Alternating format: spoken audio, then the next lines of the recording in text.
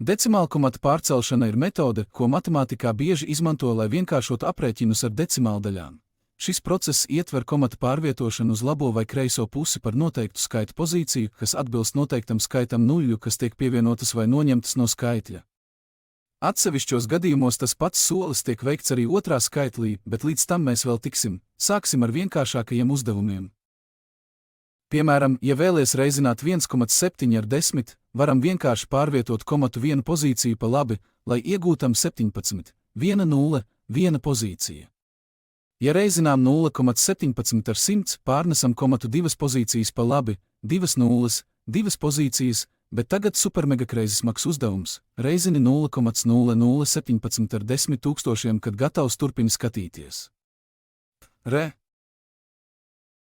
Tagad apskatīsim, kā pārnest komatu, ja veicam dalīšanu. Dalam 1,4 ar 100, vienkārši pārvietojam komatu divas pozīcijas pa kreisi un iegūstam 0,014, 2 nulles 2 pozīcijas.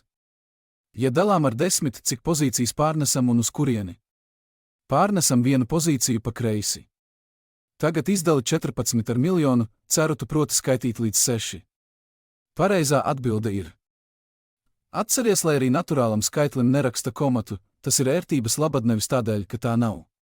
Savukārt es ērtības labad, to pievienoju un man pārnest komatu kļuva vienkāršāk. Starp citu, tas cik nulles raksti decimālskaitļu sākumā vai beigās, decimāldaļas lielumu nemaina. Un kā ir ar komata pārnešanu decimālskaitļu gadījumā?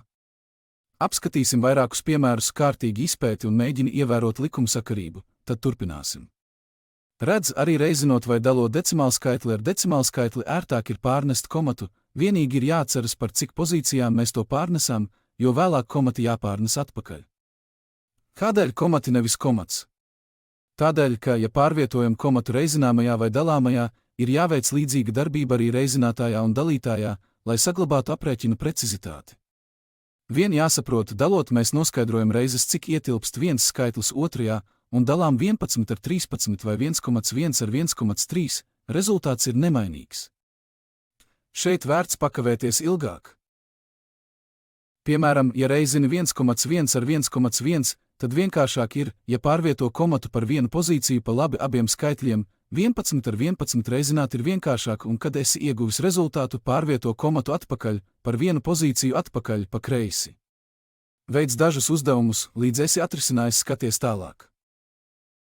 Decimālkomata pārvietošana ir svarīga matemātiskā prasme, kas palīdz vienkāršot darbu ar decimāldaļām un padara aprēķinu procesu vienkāršāku, un bez izpratnes par to tālāk matemātiku apgūt neizdosies.